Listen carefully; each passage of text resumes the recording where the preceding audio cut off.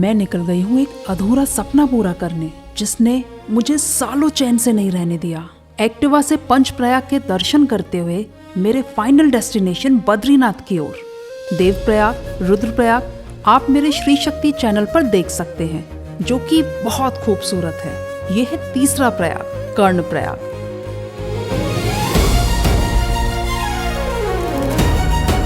जहाँ अलकनंदा और पिंडर नदी का दिव्य संगम होता है। मैं अभी खड़ी हूँ कर्णप्रयाग के बिल्कुल बीच में। दोनों नदियों का ये मिलन अपने आप में एक अनोखा अनुभव है। यहाँ कोई ना कोई आपको तपस्या करते हुए मिल ही जाएगा। कर्णप्रयाग का नाम महाभारत के महान योद्धा कर्ण के नाम पर पड़ा है। कथा है कि कर्ण ने यहाँ कठोर तपस्या कर सूर्य देव से कवच कुंडल प्राप्त किए थे। मैं यहाँ इसलिए आई हूँ क्योंकि मैंने सुना था महाभारत युद्ध के बाद भगवान कृष्ण ने कर्ण को उनकी अंतिम इच्छा के बारे में पूछा, तो कर्ण ने ऐसी जगह उनका अंतिम संस्कार करने को कहा जहाँ किसी और का पहले ना हुआ हो। इसलिए भगवान कृष्ण ने कर्ण का अंतिम संस्कार भी यही किया था। संगम से ही जो मंदिर दिख रहा है वो कर्ण का है। ये सुनते ही मैं निकल पड़ी मंदिर की ओर। जब से मैंने कर्णप्रयाग का नाम सुना, ये नाम ही मुझे अपनी ओर बहुत आकर्षित करता था, क्योंकि महाभारत के मेरे पसंदीदा पात्रों में से एक है कर्ण। यह छोटा सा लेकिन बेहद शांत और पुरातन मंदिर कर्ण की स्मृति में बना है। आप जानते हैं, जिसका घर होता है वहाँ उसके निशान होते हैं। ऐसे ही इस परिसर में प्रवेश करते ही कर्ण के बारे में आप सोचे महसूस किए बिना नहीं रह सकते। कर्णप्रयाग में उमा देवी मंदिर भी बहुत प्रसिद्ध है। यह संगम से बस कुछ ही दूरी पर है। स्थानीय लोग बताते हैं कि यहाँ माता पार्वती ने अपने माता पिता के साथ समय बिताया था। कर्णप्रयाग और सूर्यदेव का गहरा रिश्ता है। सूर्यदेव के यहाँ दर्शन होना बहुत सौभाग्य की बात है। इसलिए सूर्यदेव के दर्शन कर मैं निकल गई हूँ बद्रीनाथ के रास्ते। जुनून इंसान से कोई भी हद पार करवा सकता है। जो बहुत दूर हो उसे पास ला सकता है। और मेरे देश के तीर्थों को देखना, पुरातन काल का इतिहास जानना मेरा जुनून है। अगला पड़ाव आया नंदप्रयाग। प्रयाग का मतलब संगम होता है, इसलिए हर प्रयाग पे आपको दो नदियों का संगम देखने को मिलेगा। यहाँ नंदप्रयाग में अलकनंदा और नंदाकिनी नदियों का संगम होता है। ये एक सबसे शांत और कम भीड़ वाला प्रयाग है। पहाड़ों की गोद में छुपा एक छोटा सा गांव है। शांत सड़कें, कम भीड़ और नदियों की लगातार गूंज। नंदप्रयाग के वाइब्स बिल्कुल अलग है। जो भी उत्तराखंड घूमने आता है उसे जरूर एक बार यहाँ रुकना चाहिए। मान्यता है कि नंदप्रयाग का नाम राजा नंद के नाम से पड़ा है। कहा जाता है कि उन्होंने यहाँ भगवान विष्णु को यज्ञ में आमंत्रित किया था और यह संगम स्थान उनका पवित्र यज्ञ स्थल माना जाता है। दूसरी मान्यता है कि स्वयं नंद बाबा भगवान कृष्ण के पिता ने यहाँ तपस्या की थी, इसलिए इसे नंदप्रयाग कहा जाता है।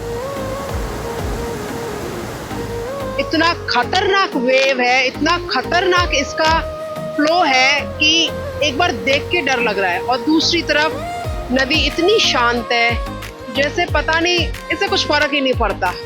और यहाँ जो नदी बह रही है ऐसा लग रहा है जैसे ये सब कुछ अपने साथ बहा के ले जाएगी। हमारे मन का दुख भी, सुख भी, अहंकार भी, लगी हुई चोटें भी, सब कुछ ले जाएगी और बदले में हमें दे जाएगी तो सिर्फ अपनी तरह बहाव, खुलापन, फ्लो विद गंगा, जहाँ कुछ नहीं बचेगा। कोई दुख नहीं, कोई तकलीफ नहीं, कोई गिल्ट नहीं। तो ये है हमारा हिमालय, उत्तराखंड।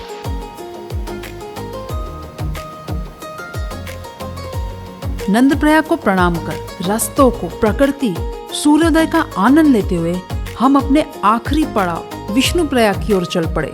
ये दिल ना अटका सा रहता है जब तक कुछ अधूरी कहानी, अधूरी चाहत पा ना ले। सालों से एक्टिवा पे उत्तराखंड के पंचप्रयाग करने थे। बारिश में भीगते, बीमार पड़ते हुए अब मंजिल पाने की ओर हूँ।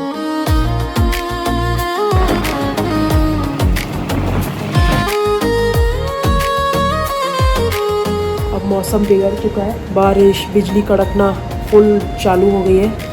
बहुत तेज़ बारिश आ सकती है। बारिश रिमझिम तो हुई है और ठंड बहुत ज़्यादा बढ़ गई है। बस अपनी गाड़ी को, अपने एक्टिवा को रोका और थोड़ा, जहाँ एक होटल में थोड़ा सा शेड जैसा दिखा, वहाँ के हमने आके छाया लिए। हमारा लास्ट प्रयाग बचा है विष्णु प्रयाग, जो इसी पहाड़ी के पीछे है। जल्दी से जल्दी हमें विष्णु प्रयाग पहुंचना है, दर्शन करने हैं और फिर सीधा हमें 55 किलोमीटर यहाँ से बद्रीनाथ जाना है। अगर मौसम नहीं बिगड़ा और सब कुछ टाइम से हम ठीक से कर पाए तो हम अपना नेक्स्ट डे बद्रीनाथ ही करना चाहते हैं, पर अगर कहीं मौसम बहुत ज़्यादा बिगड़ गया तो फिर स्टे हमें कहीं भी रास्ते में करना पड़ेगा। आपको यहाँ का व्यू देखना है?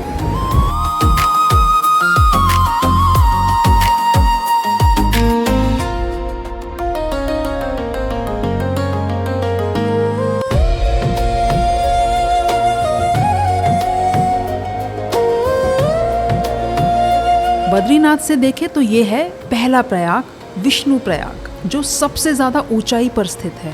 विष्णु प्रयाग जहाँ अलकनंदा और धौली गंगा का दिव्य संगम होता है।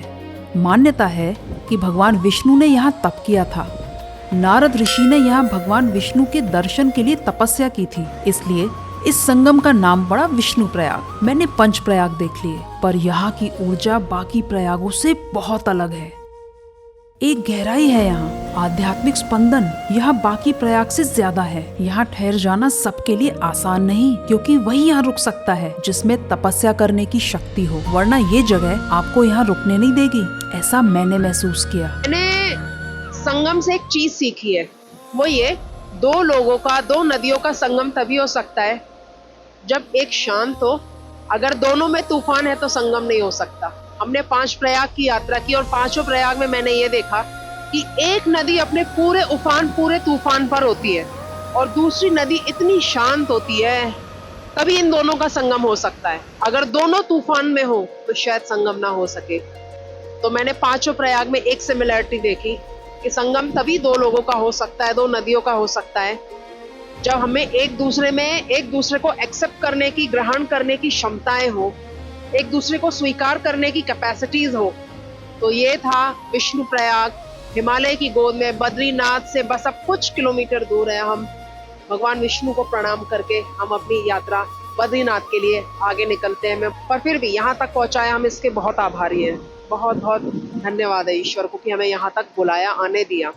विष्णु प्रयाग को प्रणाम कर मैं निकल गई मेरे लक्ष्य बद्रीनाथ के लिए। जोशीमठ में नरसिंह मंदिर के दर्शन किए।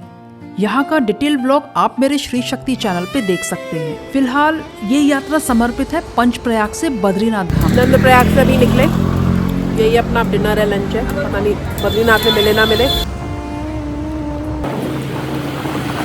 और अब वो धाम आ ही गया जहाँ खुद भगवान विष्णु तपस्या में लीन हुए थे, जहाँ हर पत्थर, हर पर्वत, हर नदी में दिव्यता बहती है।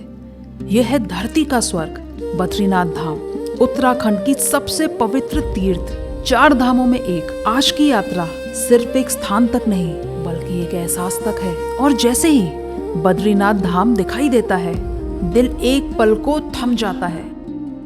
3000 मीटर की ऊंचाई पर विराजमान यह धाम हिमालय की गोद में चमकते हुए किसी रत्न जैसा लगता है। इस मंदिर की स्थापना स्वयं आदि शंकराचार्य ने 8वीं शताब्दी में की थी। यह स्थान त्रेता युग में भगवान विष्णु का तपस्थली माना जाता है। मंदिर प्रवेश से पहले पड़ता है तप्त कुंड, जहाँ बर्फीले मौसम में भी पानी प्राकृतिक रूप से गर्म रहता है। इससे बड़े ईश्वरीय चमत्कार का प्रमाण और क्या हो सकता है। कहते हैं जब नर और नारायण पर्वत मिल जाएंगे, तब बद्रीनाथ और केदारनाथ के रास्ते बढ़ते कलयुग के प्रभाव के साथ हमेशा के लिए बंद हो जाएंगे। और ये बात मुझे बहुत दुख देती है, पर इंसानी हरकतों को हम रोक नहीं सकते। पर मैं कुछ कर सकती हूँ तो सेवा। इसलिए जब भी मैं बद्रीनाथ या केदारनाथ धाम आती हूँ, कुछ नहीं तो भगवान के घर की सफाई ही कर लेती हूँ।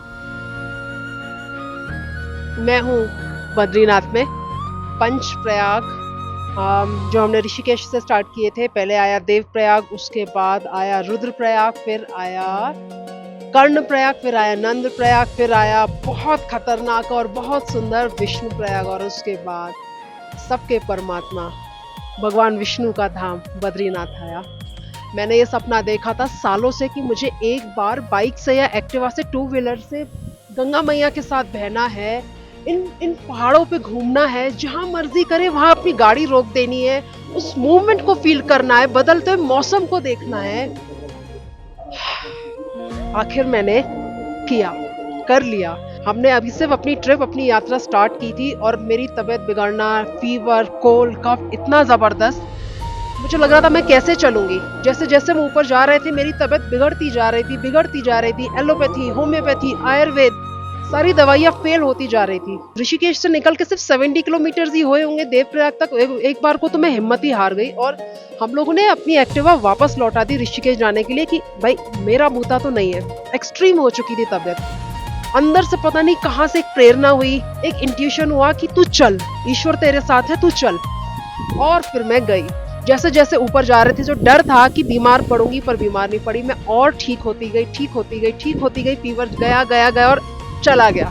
मतलब मेरे लिए तो ये इम्पॉसिबल है कि मैं इतनी ठंड में, मेरे सामने यहाँ ना बर्फ के पहाड़ है और मैं इतनी ठंड में, मैं एक जैकेट में, ओपन जैकेट में मैं खड़े रहूं, ये मेरे बस का नहीं है। पर मैं इनकी बहुत मानती हूँ कि इन्होंने मेरी बॉडी का रेजिस्टेंट पावर इतना बढ़ा दिया कि अब मैं ठंड भी सहन कर सकती हूँ।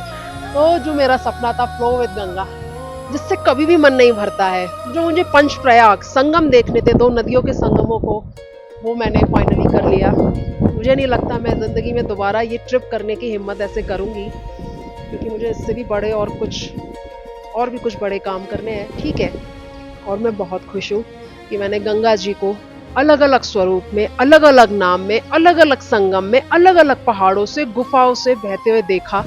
जहाँ मेरा मन किया मैं उन मंदिरों में रुकी, जहाँ मेरा मन किया मैं उन दृश्यों को, प्रकृति को निहारने के लिए उस जगह में रुकी। और अभी भी मेरे पीछे इतने सुंदर बद्री भगवान, विष्णु भगवान का जो स्वरूप है, अलकनंदा, जिनके साथ चलते चलते जो मुझे यहाँ तक ले आई, अलकनंदा नदी है। अयोध्या टू श्रीलंका, भगवान राम ने जो सुख दुख संघर्ष देखे सीता माता ने, उन सबको अनुभव करने और उन सब जगहों को देखने, उस पूरी जगह को डॉक्यूमेंट करने।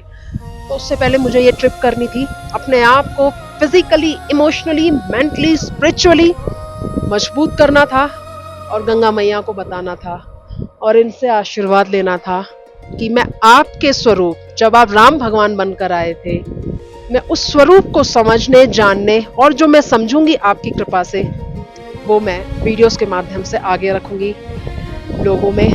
मैं ये आशीर्वाद लेने इनसे आई थी, गंगा मैया को बताने आई थी कि मैं ये यात्रा करने जा रही हूँ। इसमें मुझे 30 दिन लगेंगे, 40 दिन लगेंगे, 50 दिन लगेंगे, मुझे अभी इसका कोई आइडिया नहीं है। मैंने कोई गूगल से मैप नहीं बनाया, ना मैं बनाने वाली हूँ। मैं रामचरितमानस को फॉलो करके जाऊंगी इस ट्रिप के लिए। ये ट्रिप मुझे एक अचीवमेंट लग रही है, क्योंकि इस पूरी ट्रिप में जब मैंने नर्मदा परिक्रमा की थी, मैंने बाहर का कुछ भी नहीं खाया था। सिर्फ आश्रम मंदिरों में जो हमें मिला मैंने उतना खाया, और इस ट्रिप में भी मैंने गुरुद्वारे, आश्रम मंदिर में जितना मिला खाया, नहीं मिला तो नहीं खाया। कभी कभी पूरे दिन में सिर्फ मैंने एक दाल पी है, कभी कभी सिर्फ मैंने पूरे दिन में इतने से मूंग खाए हैं, और कभी भरपेट भी खाए। ऐसा नहीं था कि मेरे पास पैसे नहीं है, भगवान की कृपा से मेरे पास सब कुछ है। पर अपने मन बुद्धि को पवित्र रखने के लिए, उस परम पवित्र ईश्वर को समझने, महसूस करने के लिए अपने मन बुद्धि को पवित्र रखना पड़ेगा।